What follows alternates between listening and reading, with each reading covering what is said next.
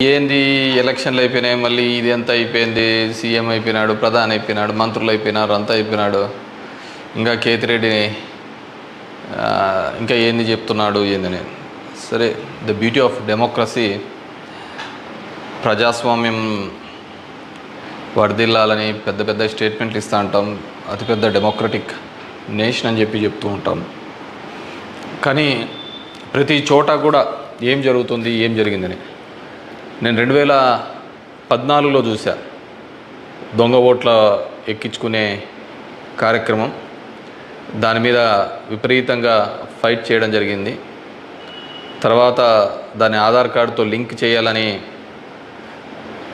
తీసుకున్నారు, కానీ మ్యాండేటరీ కాదు అనేది కూడా ఒక లింక్ పెట్టి తీసుకున్నారు. ఎందుకంటే మనకు అలా దరిద్రం ఉంది. గ్యాస్ సిలిండర్లు కావాలన్నా ఆధార్ కార్డుకి లింకు కావాలా, లేకుంటే ప్రతిదానికి ఆధార్ కార్డుతో ఉండాలి అని చెప్తారు. కానీ ప్రజాస్వామ్యాన్ని నిలబెట్టేది మాత్రం ఆధార్ కార్డుతో మ్యాండేటరీ కాదు అని చెప్పి ఇచ్చినారు. మరి మిగతా దానికందరికీ మ్యాండేటరీ ఎందుకైందో, దీనికి ఎందుకు ఖచ్చితంగా ఇవ్వాలి అనేది మాత్రం మరి ఆదేశించలేకపోయింది.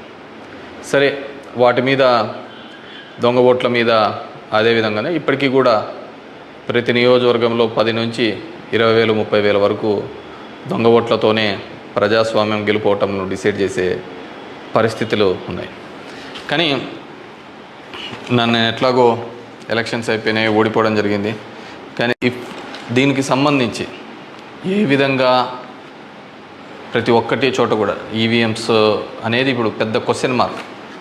ఏం జరుగుతుంది, ఏ విధంగా అని చెప్పేసి డే 1 ఈ ఎలక్షన్ ప్రాసెస్ అంతా కూడా మనం చూస్తే తప్ప, ఎలక్షన్ ప్రాసెస్ చూస్తే కరెక్ట్ ఎలక్షన్స్కి ఒక వారం 10 రోజుల ముందు, నోటిఫికేషన్కి వారం 10 రోజుల ముందు అక్కడున్న ఎలక్షన్ కమిషన్ మెంబరు గోయల్ అనే అతను రిజైన్ చేస్తాడు.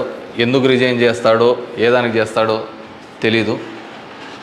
తర్వాత అంతకుముందు వరకు ఉన్న ఒక చట్టం, ఒక ఎలక్షన్ కమిషన్లో ఒక మెంబర్ని అపాయింట్ చేయాలన్న దానికి ప్రధానమంత్రి, ప్రతిపక్ష నాయకుడు, చీఫ్ జస్టిస్ ఆఫ్ ఇండియా ఈ ముగ్గురు సమక్షంలో ఎన్నుకోవాల్సిన దాన్ని మళ్ళీ ఒక కొత్త చట్టం తీసుకొని వచ్చి ప్రతిపక్ష నాయకుడు, ప్రధానమంత్రి, క్యాబినెట్ సహచరుడు అని పెట్టి తీసుకొని వచ్చి ఒక కొత్త వ్యక్తిని తీసుకొని రావడం జరిగింది.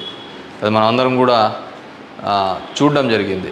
కానీ ఏం చేస్తారంటే బ్యూటీ ఆఫ్ డెమోక్రసీ, ఏ విధంగా కావాలంటే వాళ్ళ ఆ విధంగా చేయడం జరిగింది. ఈరోజు నేను కొన్ని ఉదాహరణలతో, నేను ఆంధ్రప్రదేశ్ దీని గురించి మాట్లాడితే మీరు ఇట్లా ఓడిపోయినారు కాబట్టి ఏమైనా చెప్తా అంటారు, ఏమైనా మాట్లాడుతూ అంటారు, అప్పుడు లేదా ఇప్పుడు లేదా అని కూడా మాట్లాడుతూ ఉంటారు.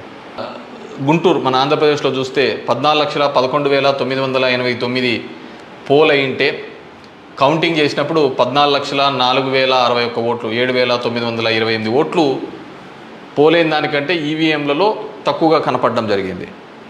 అదేవిధంగా ఎక్సెస్ వచ్చినాయి, అంటే పోలైన దానికంటే ఈవీఎంలలో ఎక్సెస్ రావడం జరిగింది. ఆ సంఖ్య చూస్తే ఒంగోలులో చూస్తే ఈ 13,99,707కి కౌంట్ చేసినప్పుడు 14,11,174 ఓట్లు. అదేవిధంగా ఒడిశా దాంట్లో బలాస్పూర్ Please subscribe .news.